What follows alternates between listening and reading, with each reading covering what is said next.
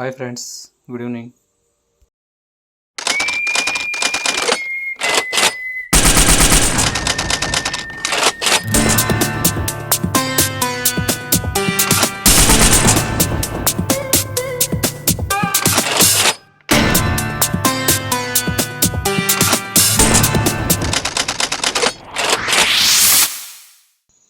Hi friends, ಯಾರೆಲ್ಲ KEA Karnataka examination ಅಥಾರಿಟಿಯಲ್ಲಿ village accountant exam ಬರೆದಿರೋರಿಗೆ ಈಗ ಅವರು ಕೀ ಉತ್ತರವನ್ನು ಬಿಟ್ಟಿದ್ದಾರೆ. ಅವ್ರು ಏನು ಹೇಳ್ತಾ ಇದ್ದಾರೆ ಅಂದರೆ, ಯಾರೆಲ್ಲ ಎಕ್ಸಾಮ್ಸ್ ವೆಯ್ಟ್ ಮಾಡ್ತಾಯಿದ್ದೀರಾ ಅವ್ರಿಗೆ ಒಂದು ನ್ಯೂಸ್ ಇದೆ.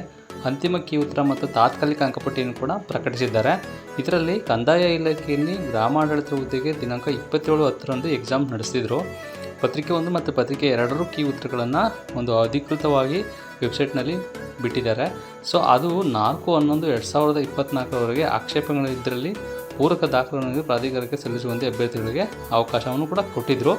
ಅದನ್ನು ಆದಮೇಲೆ ಈಗ ರೀಸೆಂಟಾಗಿ ಅವರು ಅನೌನ್ಸ್ ಮಾಡಿದ್ದಾರೆ. ಈ ಆಕ್ಷೇಪಗಳನ್ನು ಸ್ವೀಕೃತವಾದ ಮೇಲೆ ತಜ್ಞರ ಸಮಿತಿಯ ಮೂಲಕ ಪರಿಶೀಲಿಸಿ ವಿಷಯ ತಜ್ಞರ ಶಿಫಾರಸಿನಂತೆ ಅಂತಿಮ ಕೀ ಉತ್ತರಗಳನ್ನು ಮತ್ತು ತಾತ್ಕಾಲಿಕ ಅಂಕಪಟ್ಟಿಯನ್ನು 27ನೇ ತಾರೀಕು ಅಂದರೆ ಇವತ್ತು ಅಭ್ಯರ್ಥಿಗಳ ಮಾಹಿತಿಗಾಗಿ ಅಧಿಕೃತವಾಗಿ ಪ್ರಕಟಣೆ ಮಾಡಿದ್ದಾರೆ. ಸೊ ಏನಾದರೂ ನೀವು ಆಕ್ಷೇಪಣೆಗಳು ಇದ್ದಲ್ಲಿ 28/11 ಸಂಜೆ 4 ಗಂಟೆ ಒಳಗಡೆ ನೀವು ಪ್ರಾಧಿಕಾರದ ವೆಬ್ಸೈಟ್ನಲ್ಲಿ ಒದಗಿಸಲಾದ ಲಿಂಕನ್ನು ನೀವು ಯೂಸ್ ಮಾಡಿಕೊಂಡು ನೀವು ಸಲ್ಲಿಸಬೇಕು ಅಂತ ತಿಳಿಸ್ತಾ ಇದ್ದಾರೆ.